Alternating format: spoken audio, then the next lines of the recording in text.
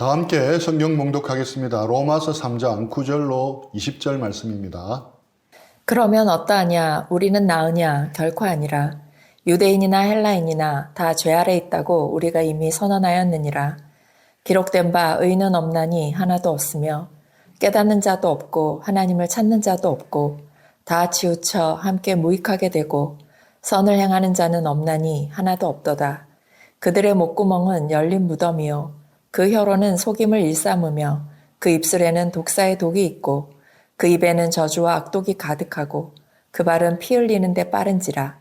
파멸과 고생이 그 길에 있어 평강의 길을 알지 못하였고 그들의 눈앞에 하나님을 두려워함이 없느니라 함과 같으니라. 우리가 알거니와 무릇 율법이 말하는 바는 율법 아래에 있는 자들에게 말하는 것이니 이는 모든 입을 막고 온 세상으로 하나님의 심판 아래에 있게 하려 함이라. 그러므로 율법의 행위로 그의 앞에 의롭다 하심을 얻을 육체가 없나니 율법으로는 죄를 깨달음이니라. 아멘.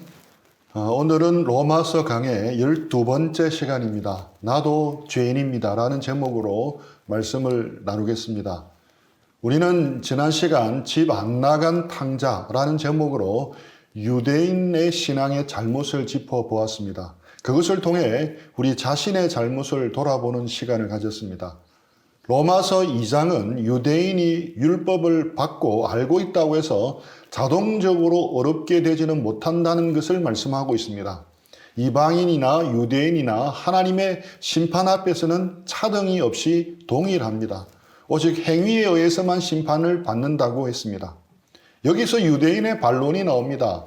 그렇다면 우리가 하나님의 선택을 받은 민족이라는 것은 도대체 무슨 의미가 있느냐고 항변을 하고 있습니다. 그래서 로마서 3장 1절로 8절은 유대인의 특권을 다룹니다. 바울은 디아트립의 형식을 빌어서 설명하고 있습니다. 가상의 대화 상대가 질문을 하고 그것에 답을 하는 형식으로 말씀을 전하고 있습니다. 율법을 가진 유대인들에게 어떤 유익도 없는 것인가? 그렇다면 율법은 아무 소용도 없는 것인가? 라고 질문을 하고 자신이 답을 합니다. 바울 사도의 대답은 유대인들은 모든 면에서 다 유익하다는 것입니다. 이 주제에 대해서는 나중에 로마서 9장에서 11장에 더 자세하게 나옵니다. 로마서 3장 1절로 8절 말씀은 9장에서 11장에 다루게 될 내용에 대한 프롤로그 정도입니다. 짧게 간단하게 언급만 하고 있습니다.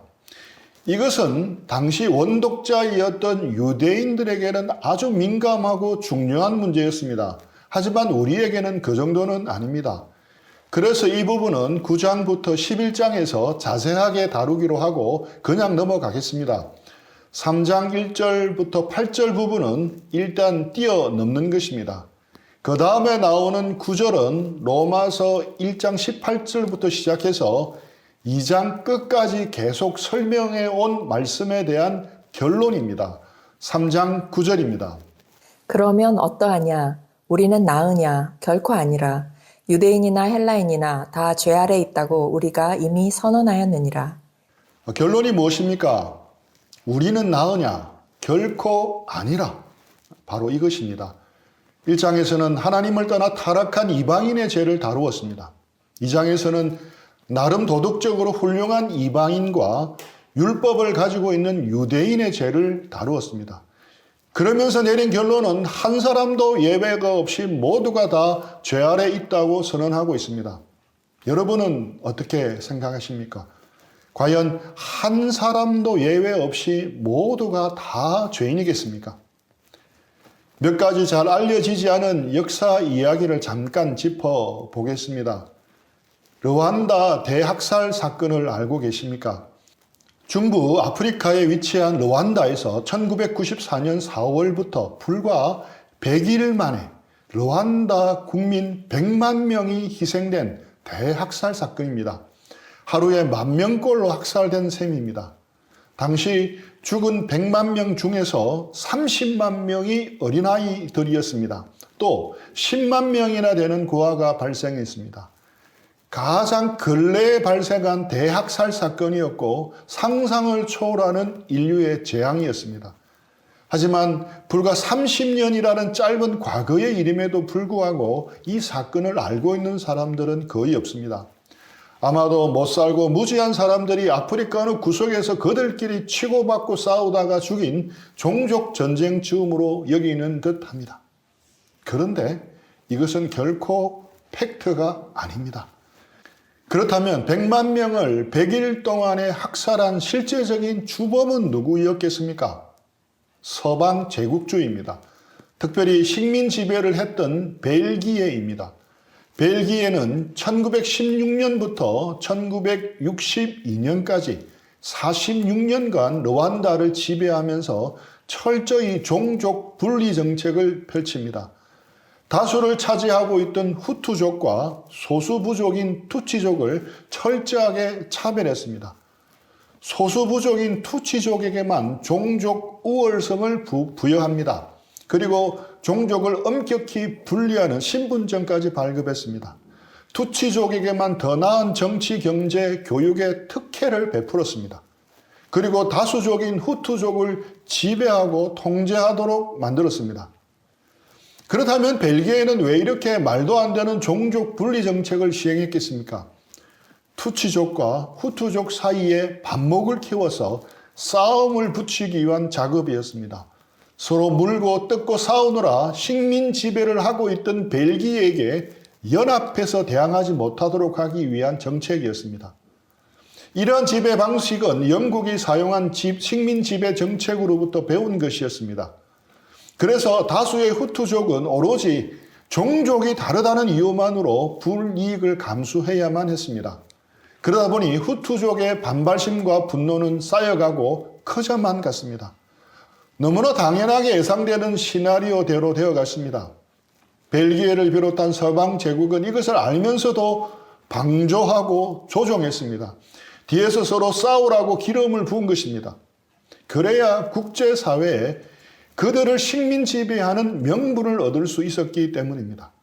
르완다는 아직 자기들 종족끼리 서로 반복하고 분쟁하고 있으니 부득이하게 우리가 그들을 도와줘야 한다고 국제사회에 말하는 것입니다.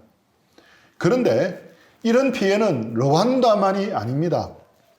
아프리카에서 가장 친미 국가였던 라이베리아 역시 찰스 테일러 대통령이 1989년 집권한 뒤 지금까지 50만 명이 죽었습니다. 미국은 아프리카의 교두보를 확보하는 대신에 그들의 독재 정권을 눈감아 주었습니다. 서방 세계는 라이베리아 내전을 그들만의 종교 전쟁이라며 무관심으로 일관했습니다. 원래 미국과 서방 세계는 다른 나라의 내전에는 항상 이렇게 늘 무관심했겠습니까? 결코 그렇지 않습니다. 이라크 전쟁에는 지대한 관심을 가지고 큰 희생을 치르면서 가담했습니다. 왜 그랬겠습니까? 이라크에 매장된 막대한 양의 석유 때문이었습니다. 언제나 그랬듯이 미국의 양면성이 드러나는 모습입니다. 라이베리아 내전은 시에라리온, 기니, 코트디부아르에 영향을 주어서 그곳에서도 무고한 국민이 내전으로 죽어 나갔습니다. 과거 장진호 선교사님이 하신 선교 보고를 들어보니 코트디부아르 역시 프랑스의 이권 때문에 내전이 일어났다고 합니다. 프랑스의 지원을 받는 반군과 프랑스 세력을 축출하기를 원하는 야당 출신의 대통령이 이끄는 정부군과의 내전이 벌어진 것입니다. 장 선교사님이 직접 보여주신 영상을 통해 비참하게 죽어가는 코트디부아르 국민들의 처참한 모습을 목도할 수 있었습니다. 매스컴에서는 프랑스와의 관계 때문에 전혀 보도되지 않는 장면들이었습니다. 외교 문제가 될 수 있기에 온라인에도 올리지 말라고 하실 정도였습니다. 내전은 상상을 초월할 정도로 비참했습니다. 그러나 그 어느 매스컴도 이 문제를 정직하고 진정성 있게 다루는 것을 본 적이 없습니다. 왜냐하면 프랑스와의 관계가 우리나라에게 더 이득이 되기 때문이었습니다. 미국 9.11 테러로 10,000명의 무고한 시민이 희생되었습니다. 온 매스컴이 몇 달 동안 집중 보도했습니다. 하지만 100만 명이 죽어가는 르완다와 수십만 명이 죽어가는 코트디부아르에 대한 보도는 거의 없습니다. 사람들은 분명 이기적입니다. 사람들은 분명 죄인입니다. 이런 사람들이 모여 민족이나 국가를 이루기에 민족과 국가 역시 마찬가지입니다. 사람들이 모여 집단이 되면 집단 이기주의가 생깁니다. 집단 이기주의는 더 이기적이 되기 쉽고 분별력까지 잃어버리기 십상입니다. 눈을 들어 이 사회와 국제 정세를 보면 그것을 알 수 있습니다. 일본이 우리에게 자행한 만행을 보면 알 수 있습니다. 우리는 일본이라 하지 않고 일본 놈이라는 말을 자주 씁니다. 일본 놈, 죽일 놈 하지만 우리도 마찬가지입니다. 아시아계 외국인 근로자들을 짐승같이 착취하는 모습을 보면 우리 민족도 일본 놈과 크게 다르지 않다는 생각이 듭니다. 우리 같은 젊은 사람들은 이런 불의를 보면 주먹이 쥐어집니다. 분명 분노할 수밖에 없는 일이지만 우리도 그들과 동일한 모습이라는 것은 잊지 말아야 합니다. 우리도 똑같은 죄인이기 때문입니다. 그래서 우리는 함부로 돌을 던질 수가 없습니다. 나도 똑같기 때문입니다. 내 속에도 뼛속 깊숙이까지 동일한 죄성이 감추어져 있기 때문입니다. 자연으로 돌아가라는 명언으로 잘 알려진 프랑스 계몽사상가 하면 누가 떠오릅니까? 장자크 루소입니다. 그는 인간은 본래 착하다라는 성선설의 입장에서 자연회귀 사상을 제시합니다. 그러면서 모순된 사회 제도와 정치 체제를 개혁해야 한다고 주장했습니다. 또한 인간성 회복을 위해 제대로 된 교육이 필요하다고 역설했던 사람입니다. 자연으로 돌아가는 구체적인 방법으로 민주적인 정치 제도와 인간성 개선 교육을 주장했습니다. 이러한 모습은 루소의 진면목은 결코 아닙니다. 루소는 두 얼굴을 가진 지킬 박사와 하이드와 같은 인물이었습니다. 그는 가정부로 채용한 23살의 처녀 테레제 르바쉐를 평생 성적 욕구를 채우는 대상으로 삼았습니다. 그리고는 25년 만에 가짜 결혼식을 치르기는 했지만 그것마저도 보여주기 위한 루소의 가식일 뿐이었습니다. 루소는 르바쉐에 대해 글도 모르는 무식한 하녀라고 무시했습니다. 루소의 집에 친구들이 방문해 식사를 함께 할 때 르바쉐는 같은 자리에 함께 앉지도 못할 정도로 구박을 했습니다. 루소의 전기작가 제임스 보스웰은 루소가 르바쉐보다 더 아끼고 사랑하는 것은 애완용 고양이와 애완견 술탄이었다고 말할 정도였습니다. 이뿐이 아닙니다. 그는 저서 에밀이나 사회계약론에서 주장하는 교육 철학 덕분에 명성을 크게 얻었지만 실제 삶은 달랐습니다. 교육의 대상이 되는 어린아이에 대한 관심이 거의 없었습니다. 루소는 자신만큼 아이들과 놀아주기를 좋아하는 이는 없다라고 말은 했지만 그를 옆에서 지켜본 화가 들라크루와는 다른 말을 합니다. 한 번은 아이가 던진 공이 다리에 맞자 루소는 격노해서 아이에게 달려가 들고 있던 지팡이로 두들겨 패기까지 했다고 합니다. 그뿐 아닙니다. 자기 자식들에 대해서도 루소는 천벌을 받을 짓을 합니다. 루소와 르바쉐 간에 태어난 자녀 5명 모두를 고아원에 버립니다. 당시 프랑스에서는 이렇게 버려진 아이들의 3분의 2가 5년 안에 사망했습니다. 100명 중 14명만 7세까지 살아남았고 100명 중 5명만 성인으로 살아남았습니다. 그것마저도 정상적인 삶을 사는 것이 아니라 거지나 깡패가 되는 열악한 상황이었습니다. 루소는 이것을 너무도 잘 알았습니다. 하지만 루소는 자기의 5 자녀들의 삶에 눈길 한 번 주지 않을 정도로 잔인하고 무관심했습니다. 겉으로는 당대에서 존경받는 교육 이론가였지만 실상은 평생토록 자기 자식에게 천벌받을 짓을 했던 몹쓸 인간이었습니다. 우리가 잘 아는 밀림의 성자, 아프리카의 성자라고 불리는 슈바이처도 비슷합니다. 그는 타인을 위해 봉사하기로 결심하고 다소 늦은 30살에 의과대학에 입학을 합니다. 그 후 아프리카에 건너가 병원을 세우고 흑인들의 질병 치료와 교육에 평생을 바쳐 진정한 인류애를 실천했던 분입니다. 정말 존경스러운 분입니다. 이것이 우리에게 잘 알려진 사실입니다. 하지만 그것과 달리 가까이서 그를 지켜본 사람들의 평가는 부정적이었습니다. 슈바이츠 병원에서 장기간 자원봉사를 한 일본인 사쿠라자 부부는 슈바이츠와 직원들은 흑인을 무시했다고 합니다. 흑인들에게 제공되는 식사도 형편없었다고 말했습니다. 아프리카의 역사라는 책에 슈바이츠의 주장이 나오는데 이것이 아프리카 사람들에 대한 그의 내면의 마음을 잘 드러내주고 있습니다. 나는 너의 형제다. 그러나 나는 너의 형이다. 직접 슈바이츠 박사를 만난 적이 있는 고 김찬삼 세종대 교수는 1975년에 발행한 끝없는 여로에서 다음과 같은 글을 남겨놓았습니다. 한 가지 아쉬운 것은 그는 백인과 흑인을 너무 구별하는 듯 보이는 것이었다. 20, 30년 동안이나 이 병원에서 고락을 같이 하며 봉사해왔다는 흑인 직원들에게마저 아무런 책임을 맡기지 않았고 그저 백인 아래서 시키는 일만 할 뿐이다. 보수는 백인 직원에 비해 턱없이 부족했다. 나는 곰곰이 생각해 보았다. 박애주의자 슈바이처 박사님이 운영을 하는데 왜 이와 같은 모순이 있을 수 있을까? 그리고 이 병원의 짧은 생활에서 느낀 것이지만 백인이 기르는 개, 침팬지, 고양이들은 흑인들이 좀처럼 먹지 못하는 우유, 살코기 요리를 먹고 지내는 것이었다. 흑인들은 평생 이런 좋은 음식을 먹어볼 기회가 오기 어려울 것이니 슈바이처가 주창한 생명의 외경이야말로 결함이 있는 것이 아닐까 하는 생각이 들기도 했으며 흑인보다는 가축들을 더 위하는 것이 아닌가 하는 의혹을 자아내게 하였다. 슈바이처의 병원에 가느니 차라리 죽겠다.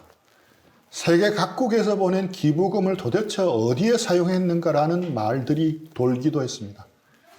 이 외에도 이런 뒷이야기가 여럿 회자되고 있습니다. 공산주의 혁명가 칼 마르크스는 자신의 집에서 일하는 가정부의 임금을 착취하는 일까지 했습니다. 외쳤던 이론과 실제의 삶이 다른 것이었습니다. 천재적인 발명왕 에디슨도 연구만 하는 순수한 과학자만은 아니었습니다. 경쟁자였던 테슬라를 물리치기 위해 치밀하고 집요했습니다. 악랄한 방법까지 사용했습니다.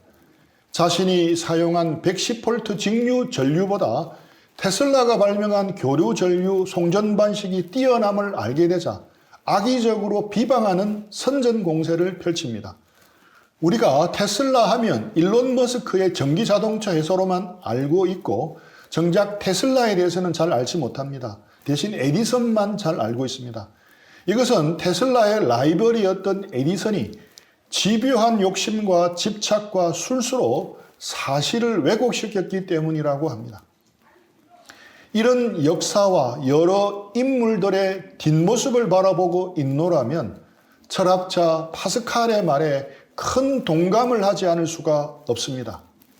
나는 의인이나 위인이나 성자가 존재한다는 것을 믿지 않는다.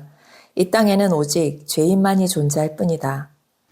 여러분은 어떤 생각이 듭니까? 로마서 3장 9절입니다. 그러면 어떠하냐? 우리는 나으냐? 결코 아니라. 유대인이나 헬라인이나 다 죄 아래 있다고 우리가 이미 선언하였느니라. 성경은 우리에게 묻고 있습니다. 그러면 어떠하냐? 우리는 나으냐? 유대인도 죄인입니다. 헬라인도 죄인입니다. 위대한 인물들이라고 알려진 사람 역시 죄인입니다. 그렇다면 우리는 어떠하냐고 묻고 있는 것입니다. 성경은 말씀하고 있습니다. 우리는 나으냐? 결코 아니라. 우리 역시 마찬가지로 죄인이라는 것입니다. 10절입니다. 기록된 바 의인은 없나니 하나도 없으며. 성경은 의인은 없나니 하나도 없으며라고 말하고 있습니다. 멀리 보지도 말고 바로 여기 이 자리에 있는 우리는 어떻습니까? 옆 사람 한번 쳐다보십시오. 조용히 한번 물어보십시오. 당신 정말 죄인입니까? 아마 여기에 있는 어느 누구도 자신이 죄인이 아니라고 하는 사람은 없을 것입니다. 대부분의 크리스찬들 역시 자신이 죄인이 아니라고 주장하지는 않습니다. 예수님을 믿는다는 것은 자신이 죄인인 것을 인정한다는 의미이기 때문입니다. 또한 많은 그리스도인들이 기도할 때 흔히 말할 수 없는 이 죄인이, 죽을 수밖에 없는 이 죄인이라고 자신을 고백합니다. 여러분도 자신이 말할 수 없는 죄인이라고 동의하십니까? 여러분도 자신이 죽을 수밖에 없는 죄인이라고 동의하십니까? 그런데 문제는 아는 것과 깨닫는 것은 다르다는 것에 있습니다. 마찬가지로 자신이 죄인임을 아는 것과 실제로 자신이 죄인임을 깨닫는 것은 다릅니다.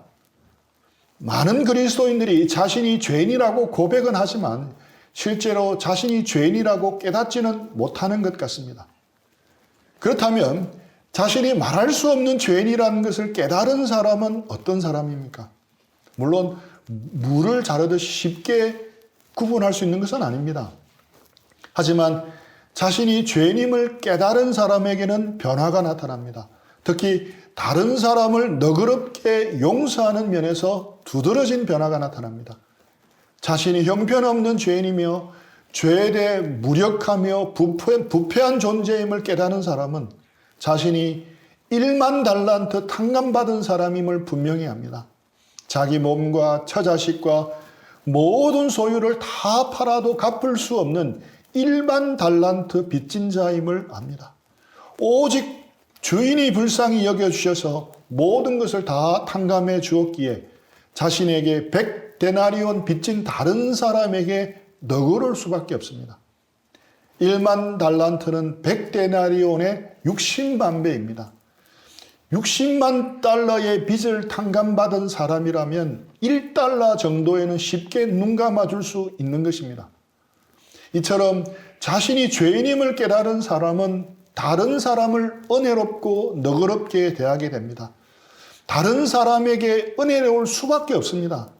자신이 얼마나 추한 죄인인지 알면 다른 사람에게 까다롭게 할 수 없습니다. 혹 자신이 다른 사람에게 쉽게 정죄하고 욕하고 판단하고 있습니까?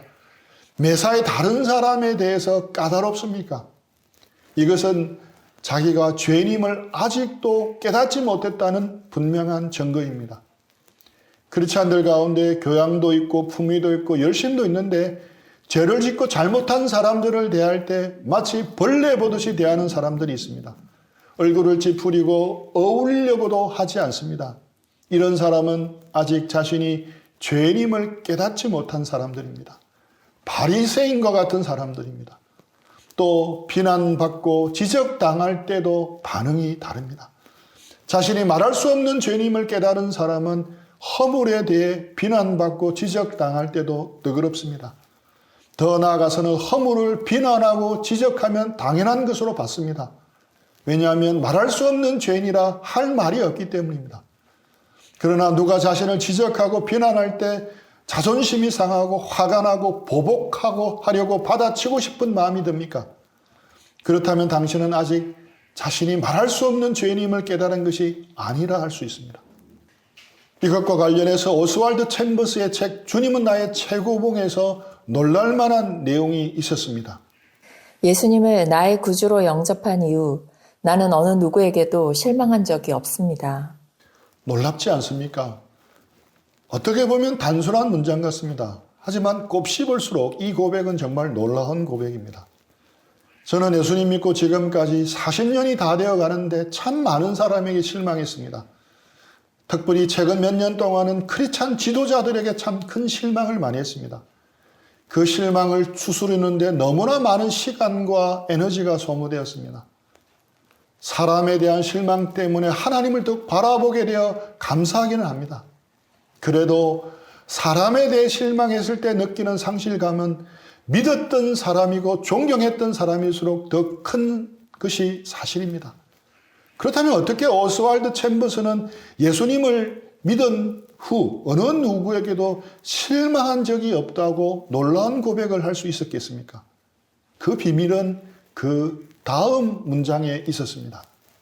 십자가에서 내가 얼마나 큰 죄인인지 알았습니다. 나는 어느 누구에게도 비난은커녕 실망할 자격도 없는 죄인입니다. 그는 말할 수 없는 죄인임을 단순히 지식적으로 아는 정도가 아니라 깨달은 것입니다.